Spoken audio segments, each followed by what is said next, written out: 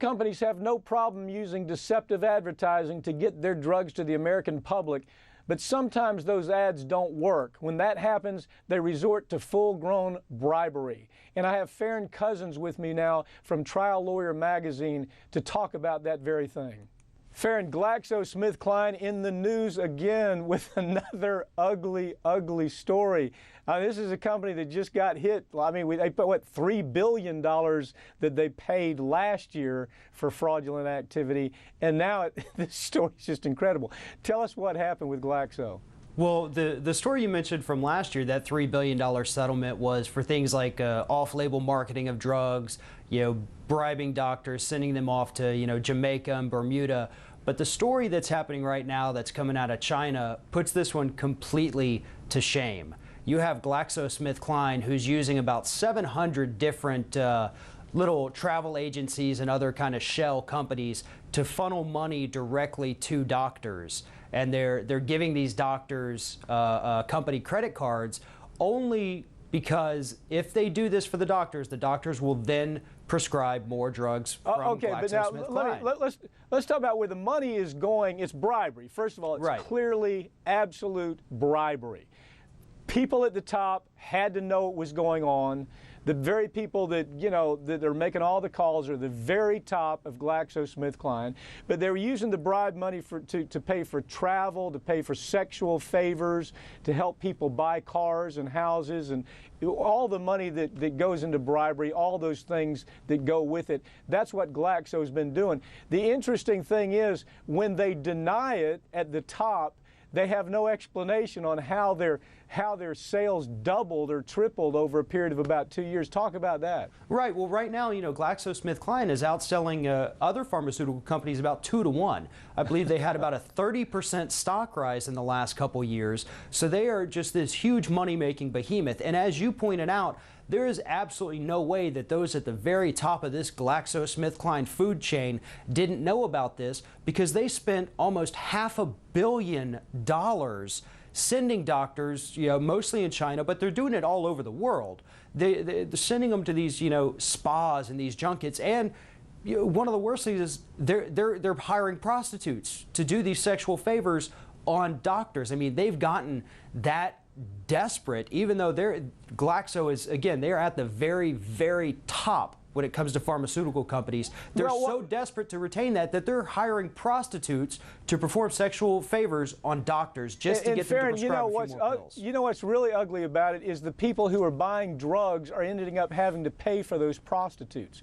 Tell us how that works. In other words, bribery costs money, and that passes on to the consumer, doesn't it? Right. It's not only the fact that we're paying this ridiculous drug markup from these companies, which is not necessarily always going into R&D. It is going into things like bribery.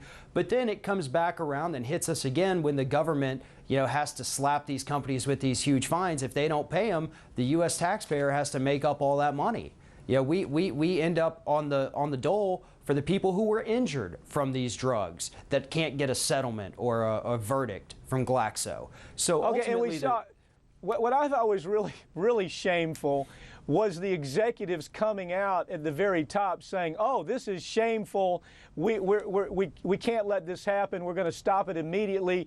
Golly gee, we didn't know anything about these GSA bribery kickbacks, paying for prostitutes, paying for homes, paying for travel, paying for cash. We didn't know anything about it." This is the same company, again, who paid $3 billion for all type of corrupt activity just, when was it, last year, year before, but just recently, $3 billion. Now, first of all, it's not just, we know this, it's not just GlaxoSmithKline. We saw Pfizer, the world's largest pharmaceutical company, settle a foreign bribery case for $60 million. And of course, it was easy to pay $60 million when they make $4 billion for actually engaging in that bribery. This is a way of life here in America too, isn't it? I mean, let's not kid ourselves. This is going on right here on America's streets. It is, and the company knows that, they can pay $500 million to bribe the doctors. They're going to get much more than that in profits. They're going to pay much less than that in fines. and nobody is going to go to jail. They're doing illegal activities, but nobody's going to go to jail. That $3 billion fraud case you talked about last year, not a single executive, not a single employee went to prison, even when they were lying, they were bribing, violating U.S. international law. Because that, and let's that is be not clear just a about who they federal were law. bribing. They were bribing people at the very top of the regulatory agencies. Just like our FDA over in China, they were bribing people at the very top. They weren't just bribing doctors. They were bribing people who make the decision, is the drug safe? Can we sell the drug? Should we take it off the market?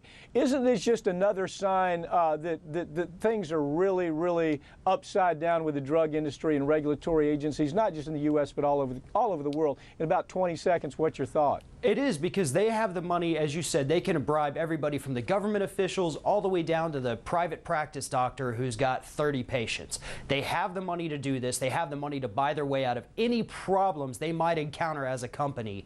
And there's almost no way to fight it. When they own the government, there's no recourse left. There's almost none.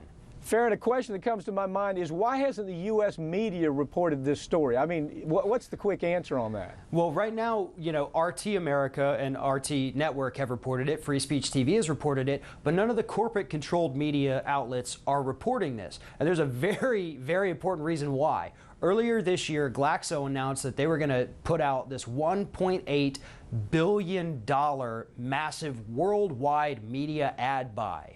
And so all of the corporate-controlled networks, they want a piece of that money. And then you have the business networks like Fox Business. They're not going to report on this because the Glaxo stock, again, it's up 30%.